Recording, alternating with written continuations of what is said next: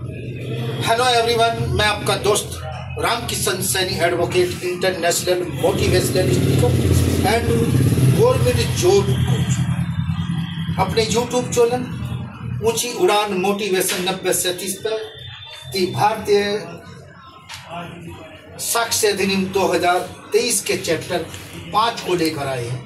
Of examination of witness, यानी साक्ष्यों की परीक्षा के बारे में, जो कि बहुत ही महत्वपूर्ण है। Section 140 order of production and examination of witness, यानी साक्ष्यों का पेशकरण और साक्ष्यों की परीक्षा के बारे में सेक्शन 140 में, चाहे क्रिमिनल वाले केस हो चाहे सिविल में, एक तरीका होता है।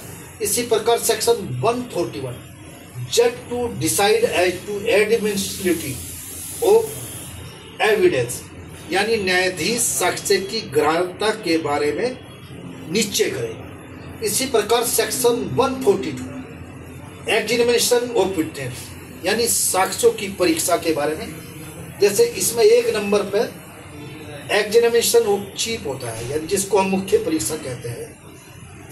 The examination of witness who call him shall be called examination of chief, यानी जो पार्टी बुलाती है उससे पूछताछ करती है, उसको हम मुख्य परीक्षा कहते हैं। इसी प्रकार सेक्शन 142 के अंदर क्रॉस एग्जामिनेशन होता है। The examination of witness by the adverse party shall be called cross examination, यानी जो प्रति परीक्षा, यानी जो प्रति परीक्षा होती है, प्रतिवादी होता है, वो उससे जिरे करते हैं, उसको हम क्रॉस एग्जामिनेशन कहते हैं। इसी प्रकार सेक्शन 142 में ही है re examination.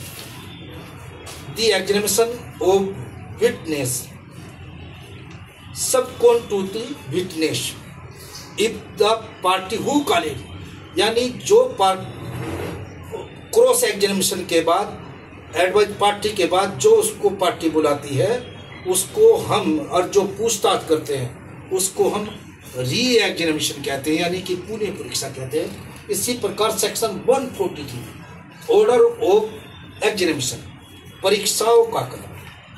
The witness shall be first examination chief, then if the adverse party so desire cross examination, and third who party उसको री एग्जामिनेशन कहते हैं। यानी सबसे पहले मुख्य परीक्षा होती है, इसके बाद प्रति परीक्षा होती है, इसके बाद पुण्य परीक्षा होती है। मैं समझता हूँ कि जो भी युवा, ये तीनों सबसे अधिक प्रयोग में आने वाली चीज है। धन्यवाद।